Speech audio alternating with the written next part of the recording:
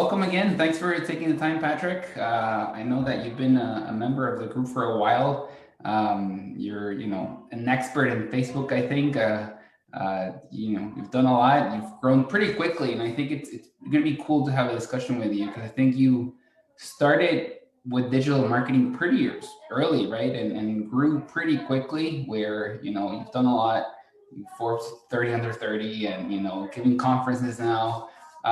So why don't we start with you talking a little bit about yourself? Like it was your story, I think. Yes, so thanks so much for having me, Diego. I really appreciate it.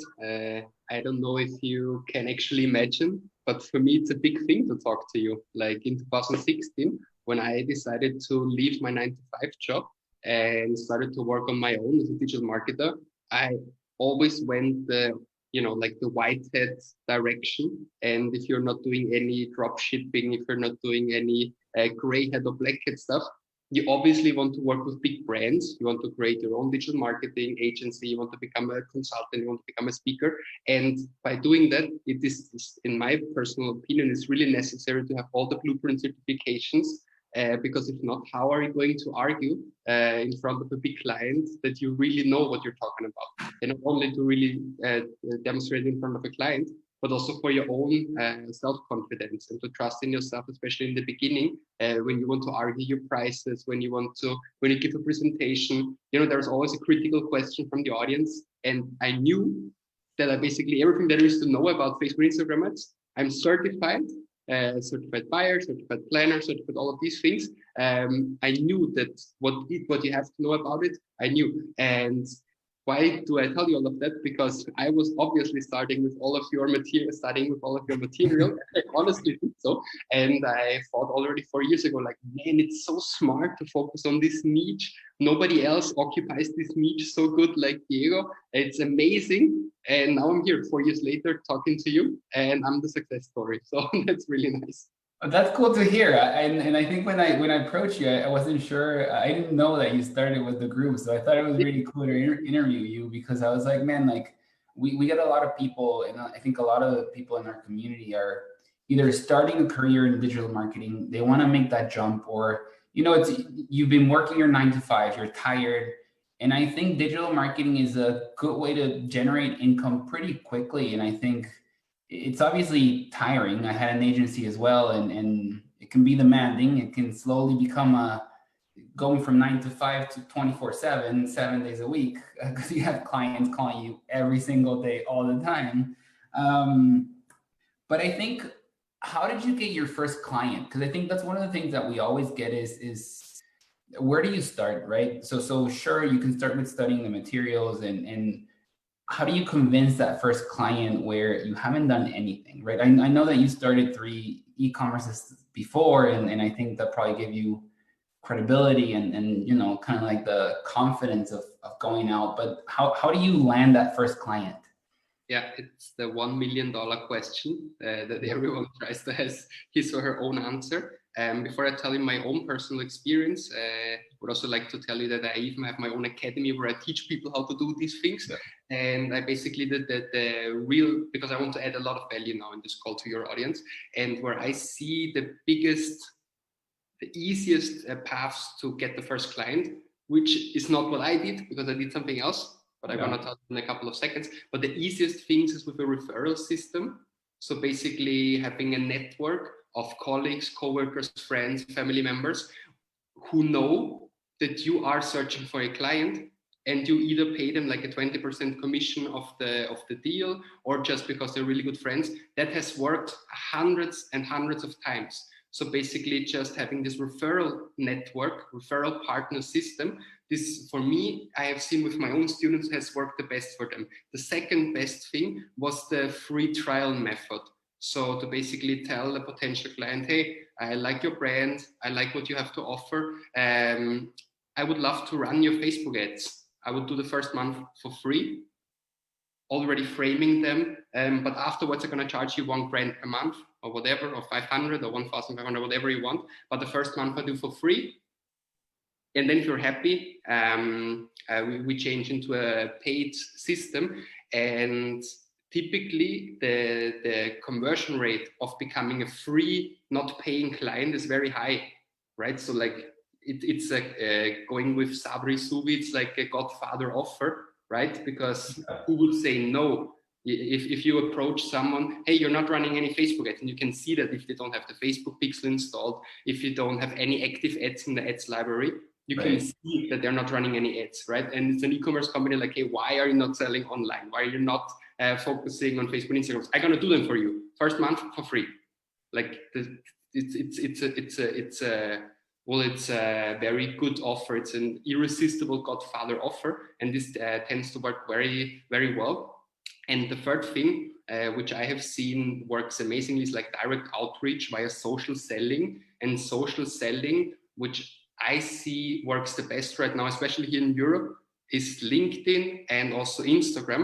On LinkedIn, the best is for me personally to work with a Sales Navigator. I mean, it's like 70 or 80 bucks a month, and the return on investment, you know, like the return on investment is huge, because if it becomes an ongoing client, so on and so forth.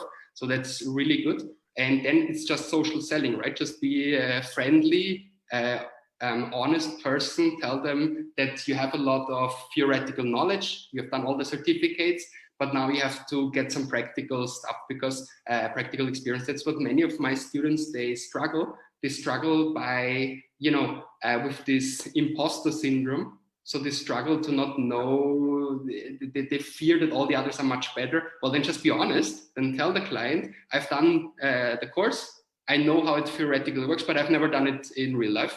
I want you to become my test rabbit, and therefore I'm going to do it for free for you. And then I'm going to charge you. And it's important to frame already, because if not, you get a lot of free clients.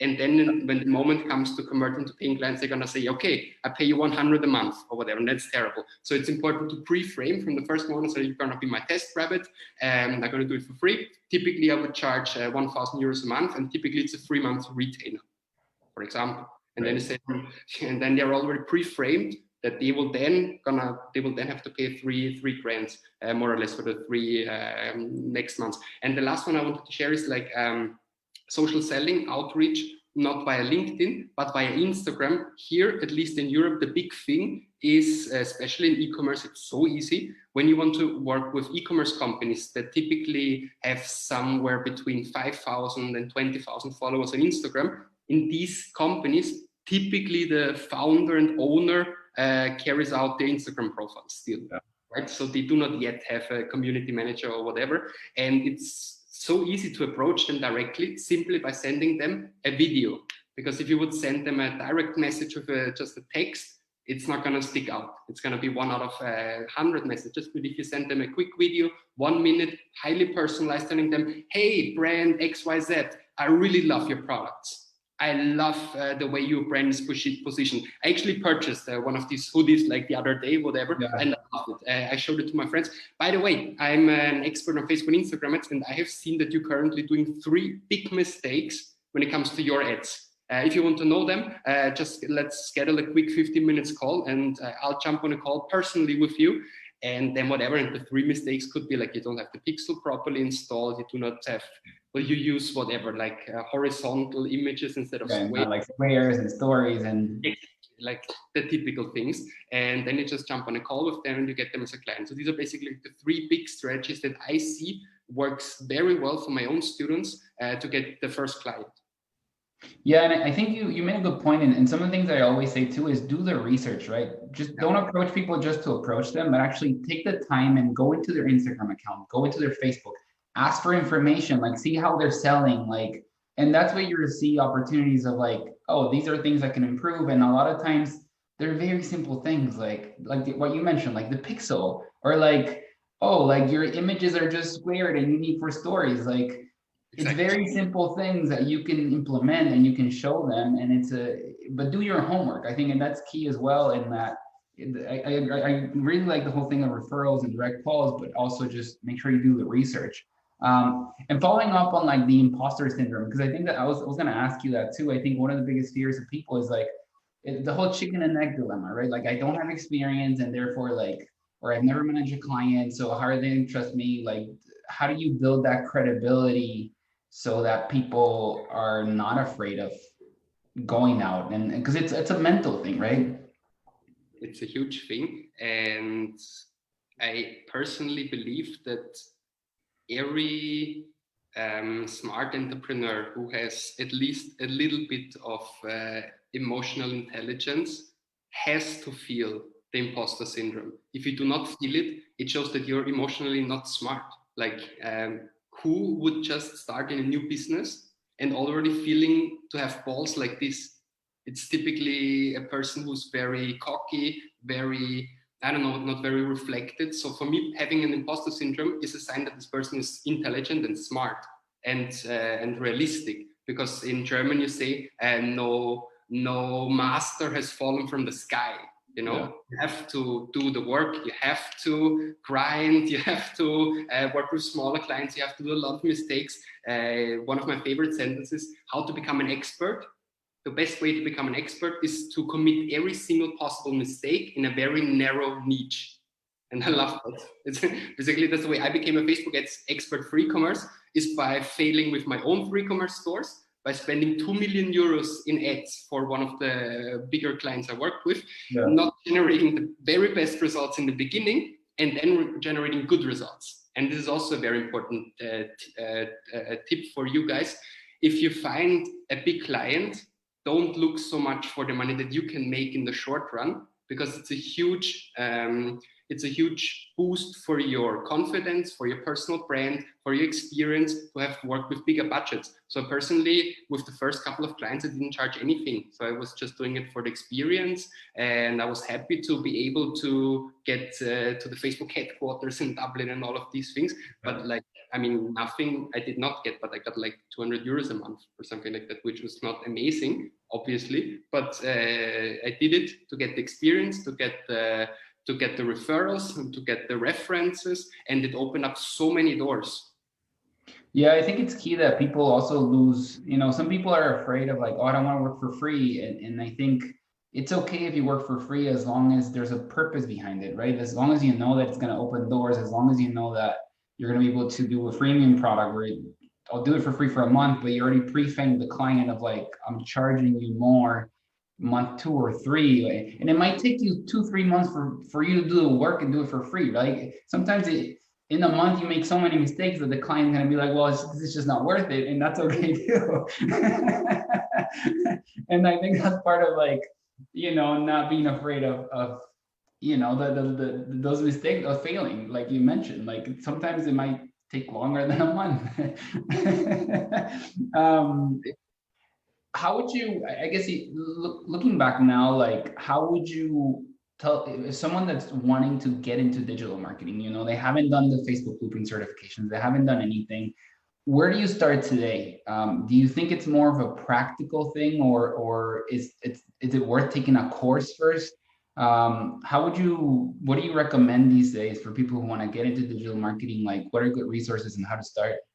Yeah, so I think the both of us, we very much know that the technical part about Facebook and Instagram specifically has become significantly easier in 2020 than it was in 2016, 2015, 2014, just because of the strategic decision of Mark Zuckerberg and everyone at the board of Facebook to not have an entry barrier for the standard person to invest in their platform, right? Why would it make sense for them to make it very complicated to press these buttons to pay them money, right? Yeah. So therefore decided, let's make it as easy as possible. I think it was at the F8 conference already 2017 or 2018 that Mark Zuckerberg himself said, the days are over to hack, the days to hack your success with Facebook ads are completely over now.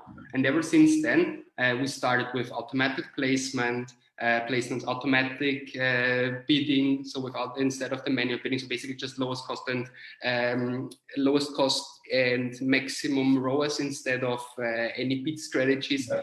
Personally, all my accounts, everything is automatic bidding and no manual bidding at all, even though I understand everything, but it simply performs worse. Even if I scale to like even 7 figures a month in spend, I still most of the times keep automated bidding. So it's a big thing that everything now is much more automatic. Then you can do asset customization, dynamic creatives, all of these things. Everything becomes much more easier. So when I used to go big with spending in 2016, 2017, we constantly reached the maximum number of ad sets that are possible within an ad account, which back then used to be between 5,000 and 6,000 that you can have active. We typically always faced the problem that we had to delete and we had to shift things around between different ad accounts. Nowadays, they have increased the level to 10,000 active ad sets at the same time, but this would be the worst strategy on earth in 2020, in 2021. This would be like hyper segmenting everything, not consolidating any data points. And this would be 180 degrees the opposite of what the Facebook rep would recommend you. So what the Facebook rep would recommend you is consolidate everything, cluster things together, have like 5 different campaigns or 10 different campaigns, and that's it. And combine ad sets, combine ads, work with dynamic creatives, just upload the images and the videos you want, and that's it. So answering your question, I think it is 100% a practical approach now, because the theory behind it is general marketing theory now. So how to approach the customer with the right messaging, creating good creatives, but these are all standard marketing things. You need a pattern breaker in the beginning of the ad.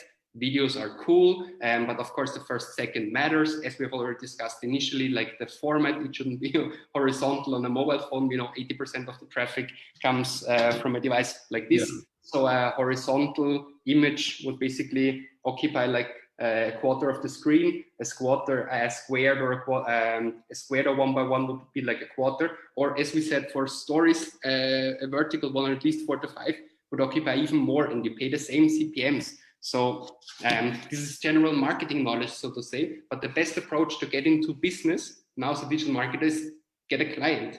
Get a client, if necessary, do it for free, and do not get 1 client, but get 3, 4, or 5. But that's also a thing that I saw with my students. They get 1 client, and then they're frustrated because the results suck, and then their imposter syndrome gets even worse because they think I burned 200 euros for my client, and then they show me the website of the client, which loads for 5 seconds. They sell sunglasses like all their millions of competitors, but the only difference is that they are more expensive. You know, not Diego, not Patrick, nobody would get great results for this client. So try to get 3, 4, 5 different clients to have some validated data set that you can judge on if you did a great job or not. Because at the end, the 4 P's of marketing: product, price, place, promotion. With our Facebook ads, we only have promotion. If the product sucks, if it's too expensive and the website loads for 5 seconds, not Diego and not Patrick can run great Facebook ads for that. Yeah, it seems like Facebook is making it much easier to scale and spend money on the, especially with like campaign budget optimization. There's a whole discussion of people using campaign budget optimization. Some people say, no, like I'm still splitting that individually, but I think it's becoming easier and easier. But I would say, I would agree with you. I think now it's important that you understand the creative side and that you strengthen like copywriting and creative side, because that seems to be a bigger driving force than you trying to figure out how to do fancier stuff with Facebook and like fancier audiences and this and that, where Facebook is telling you now, well, you don't need to segment so closely, like just use broad audiences. Like we'll optimize for you. We'll find the right customer for you. Like it's okay if it's like 1 million, size audience. Like whereas before they will be like, no, like you have to super target, and use all these different audiences. And people are like thinking of like, oh man, let's really think about the user and this and that, where I think Facebook is doing a lot of that work for you. Is there a industry you would say that it's easier to get results with as your first client? Because I think that's a thing I've seen as well is, one, how do you pick the right customer? Like, because it's easy to also say, I'll do it for free, but the product sucks, the website sucks. And so it's probably not worth for you to invest your free time there, because you're not going to get results and you're going to get frustrated. So what are things people should be looking for before they even say, sure, I'll do it for free? I think lead generation is significantly easier than e-commerce. Like significantly easier. It is so much easier to get the email address, phone number, and contact information from a person. And also the volume of leads that you generate is typically so much higher than the sales that you generate. So, I mean, obviously it depends on which kind of lead. Is it real estate? And once it is real estate, is it buyer or seller of the house? Is it very expensive houses or cheaper houses, whatever? But in general, it can be possible to generate leads between €1 and €30, so $1 and $30, depending on many different things, obviously, the region, the gender, the offer, everything. But it's one thing is like a final cost per conversion of something between $1, $2, $3, $4, $5, $6, $7, $8, $9, $10 ish. Or the other thing is selling like hard sales, e-commerce, selling watches for $80.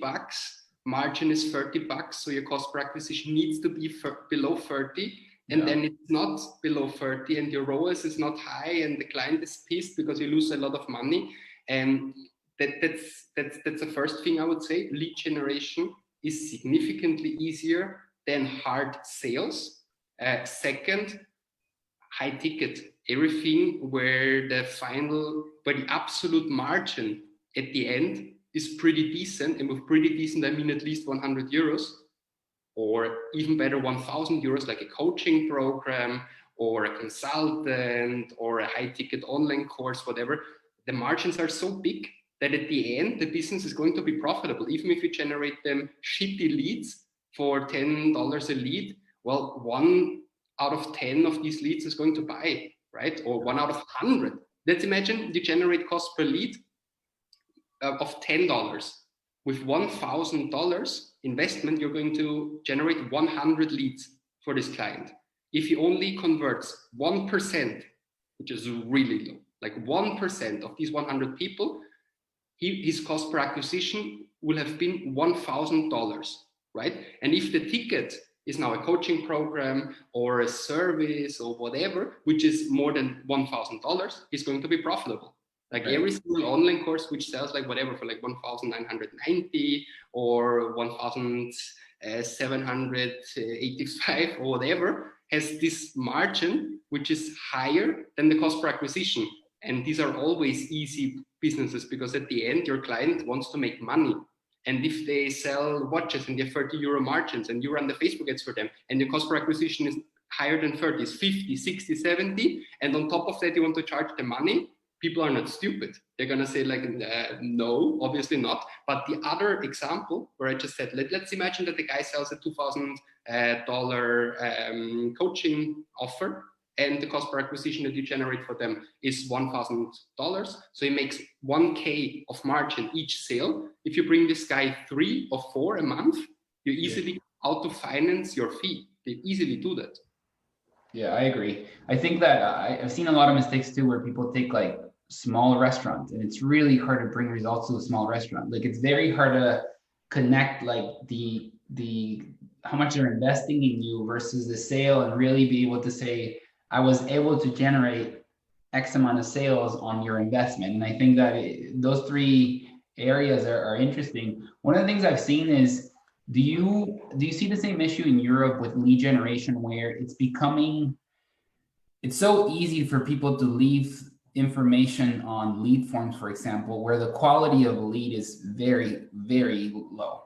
And I see this a lot in Latin America and Africa and Asia, not as much as in the US or Europe, but especially Latin America. Like we used to work in real estate, and generating leads was easy and cheap, but getting qualified leads was really hard because Facebook users have grown. Like in the US, maybe it's slower, but in Latin America and Africa and Asia, it's growing, but it's also growing in lower income population. So it's becoming harder to get qualified leads.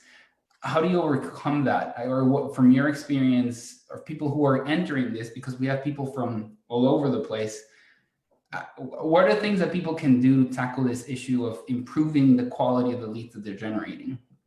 That's a very nice question. Actually, one of my favorite ones, and I have 3 answers to that.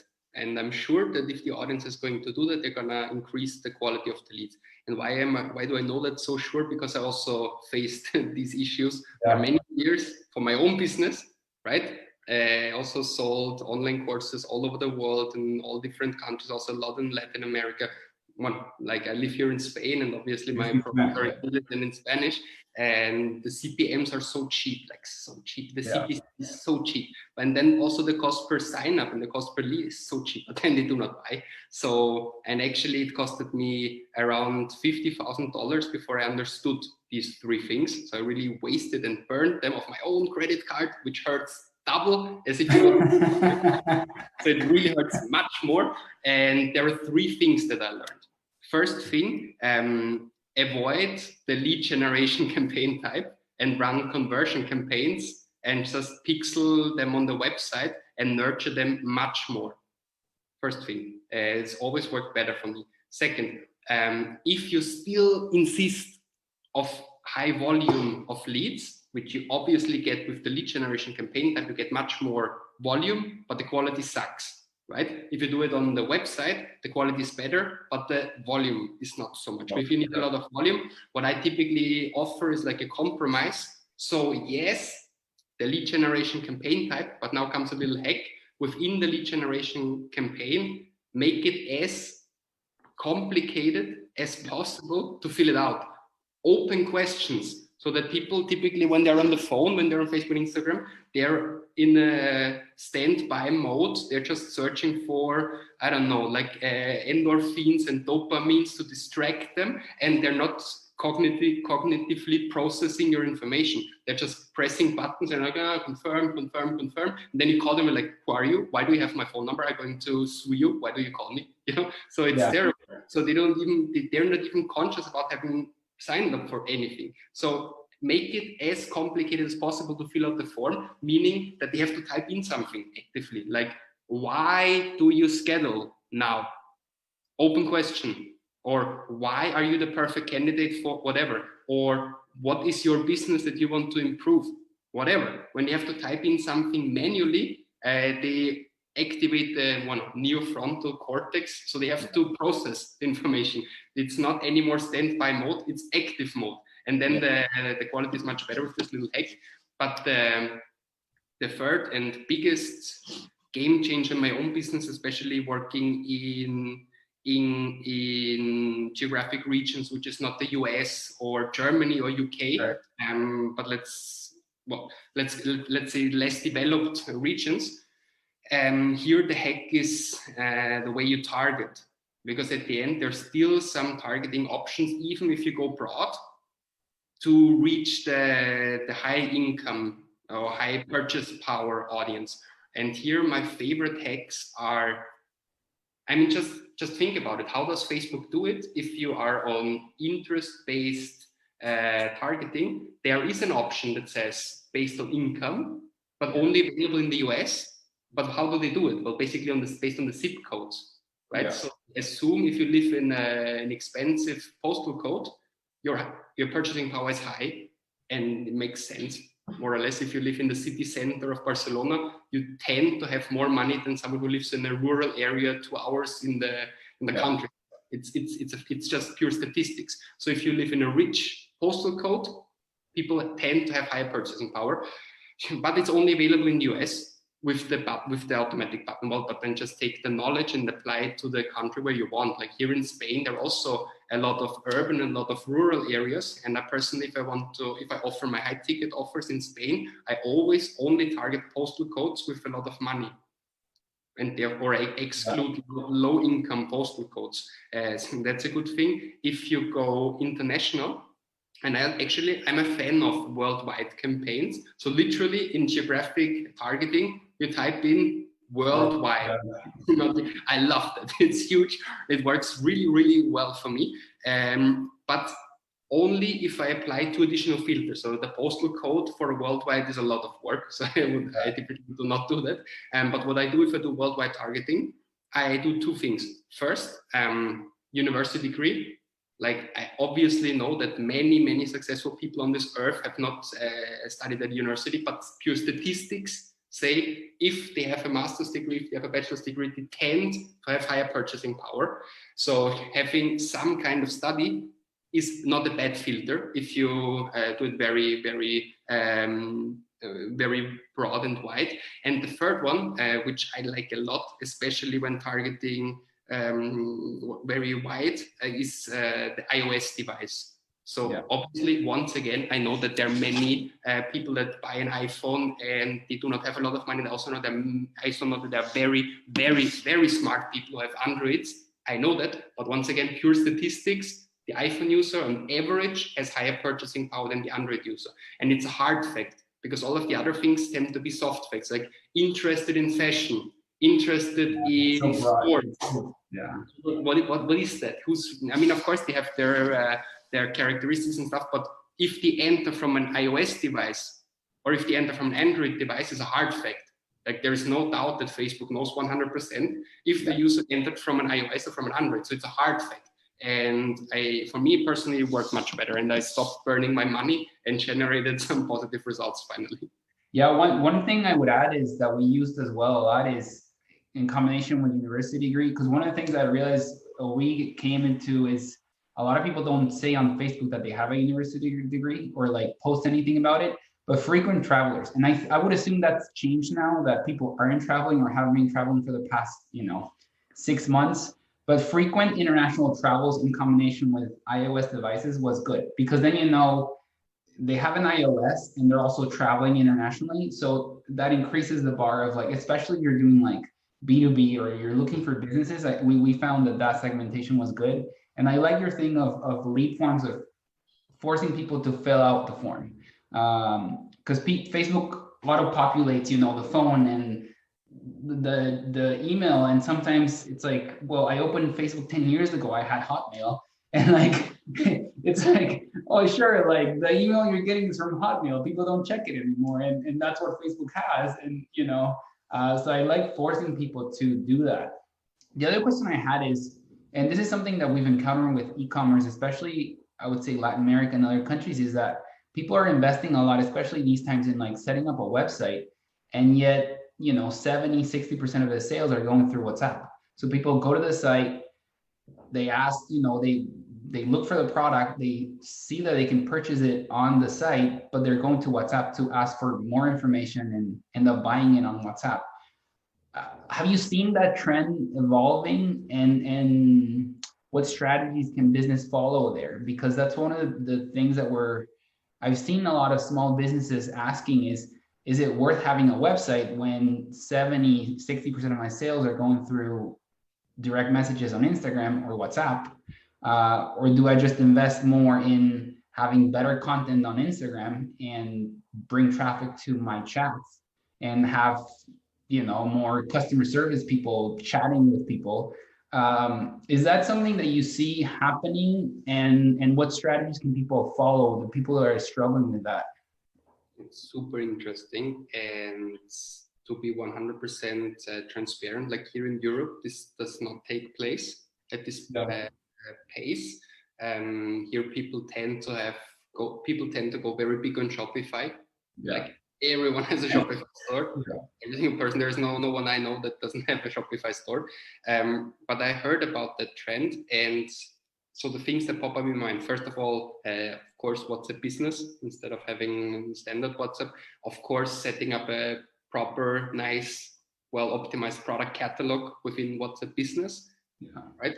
And then the third one is running messenger campaigns, which you can right now not only bring to Facebook Messenger, but you can also bring them to Instagram Direct.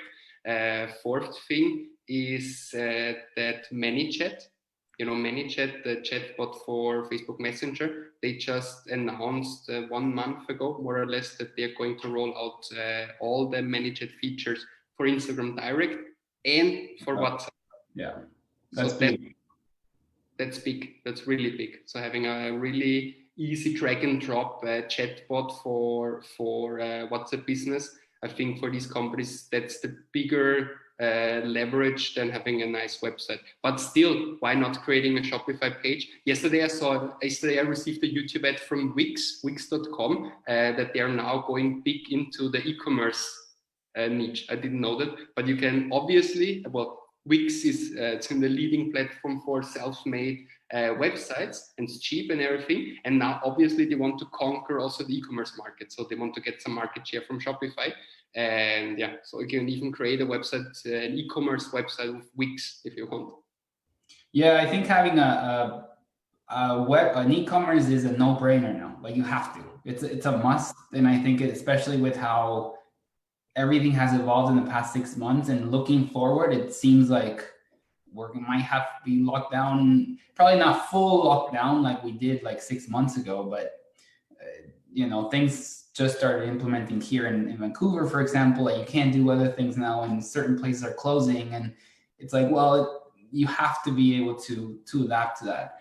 One last question I think is it worth getting a certification or not? And you can be honest. I don't mind, because I think this is something I'm honest with people as well, of like, having a certification won't get you a job. Like it's not, you know, you still need that practice. You still need to have the initiative going out, finding clients. It's not the same to go to a job interview and say, I got the certification, and then saying, hey, I reached out to 5 people, I ran their ads, 3 sucked and didn't work, and 2 did, but I learned. So from your experience hiring people, and I think helping people build agencies, and is it worth getting the certification, or who is the certification good for, I think? Yes. So first thought in my head is, if you person who listens now to our wonderful conversation here suffer a little bit from the imposter syndrome, and you feel like, I don't know if I can charge these clients so much, and I don't know if I'm worth their money, and I have never done it. So well, what helped me to overcome this imposter syndrome is having all the possible certificates. Like after that, I was able to look into the mirror and feel like, well, no one on this earth knows more about the theory than I do, because I know everything that there is to know. Like, we're not talking about rocket science. We're talking about Facebook ads. There are like 200 buttons, not more. Then there is all the marketing strategy out there with the perfect messaging and building a buyer persona and building funnels. Agree, but purely just really dominating the Facebook ads manager, there are like 200 buttons. Yeah. And you have a certificate that you dominate these 200 buttons. And then there is nobody on earth who can really,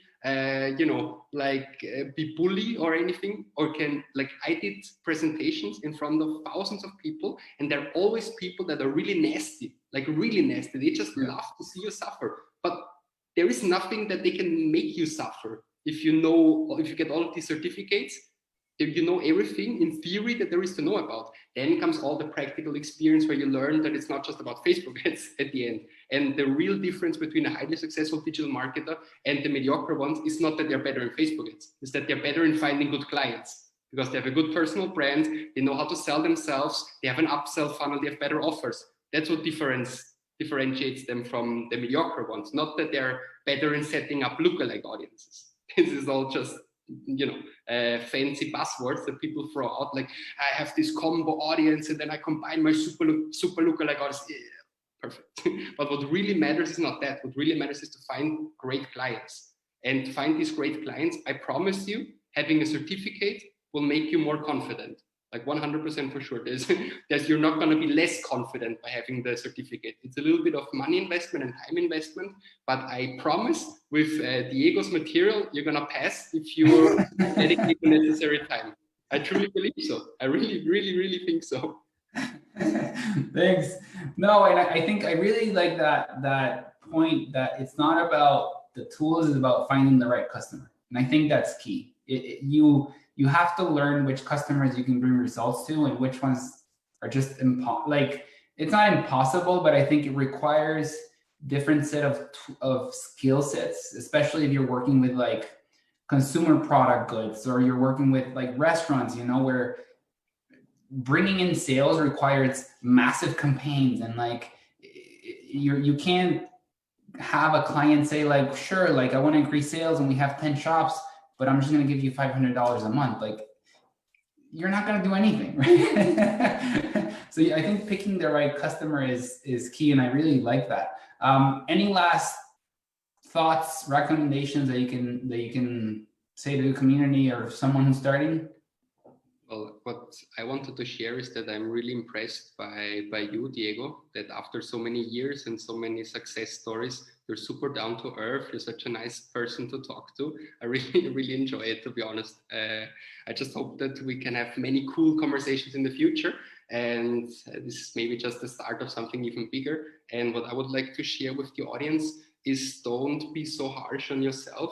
Everyone starts in the beginning, and just focus and don't fall into the shiny object dilemma. So the shiny object dilemma is now you start with your Facebook and Instagram ads business, and you do not generate the best results on earth for your first client. So you decide to start your own dropshipping store. Or now you want to be big in cryptocurrencies or whatever. You know, now you're the Google Ads expert, or now you're the Amazon, whatever.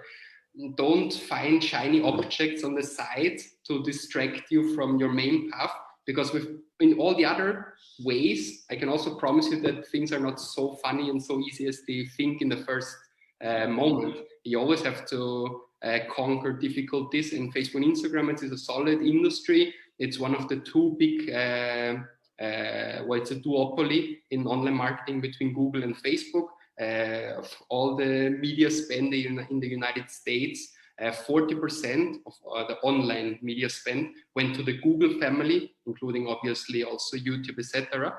And 20% of the media spend went to Facebook and Instagram. So it's like the second biggest player. So the two of the duopoly together have 60% market share. So focusing on one of the two biggest players in the industry is not the worst thing on earth. You could always consider as an easy upsell, if you have good clients, to also run the Google search ads for them. Or if you have an e-commerce client, why not setting up a Google Merchant Center and run some Google shopping campaigns for them? If you charge them $1,000 for the Facebook ads, you can easily charge them $1,500 a month to run Facebook and Google for them. And it's really not rocket science, all of that, because it was never their strategic idea, not of Google and also not from Facebook in 2020 or 2021, to make it complicated to spend money on the platform. The strategic idea is the opposite. It has to be as easy as possible. And if the product is good, it's a good price, the website loads, and the creatives, so the images and videos are more or less decent, Diego is going to get great results for them, Patrick is going to get great results for them, and you're going to get great results for them. Yeah. No, thanks. I think you gave a ton of really good content with like how to get new clients and like the 4 different ways, and I'll summarize them in the post, but like the type of businesses or which one's the right client, I think that's key as well. The whole thing of automation, like don't worry about the tools, but worry more about practice, right? Like go out and get clients. I really like that as well. How can people learn more about you, join your programs, your courses? If someone were to wanted to hire you, where can people find you? Yes, you can easily go to Google and search for Patrick Wind, or search for my brand, which is Ads Accelerator. So there is a ton of free content, like a couple of webinars, a couple of masterclasses, free material there. It's like adsaccelerator.com, because we accelerate your ads. Nice. I like that. Good tagline. We'll post that on the live session as well. Thanks again for taking the time and doing this live session, and I'll probably contact you further. I think it's a good idea. We've been getting good feedback from both the community and people I've interviewed of like, oh, we should do this more often and just talk about specific topics. And so I think I'll definitely let you know. I think it's super fun to talk to you, and thanks so much for having me. No, thanks, Patrick. Enjoy your day. You too. Goodbye. See ya. Bye-bye. See ya.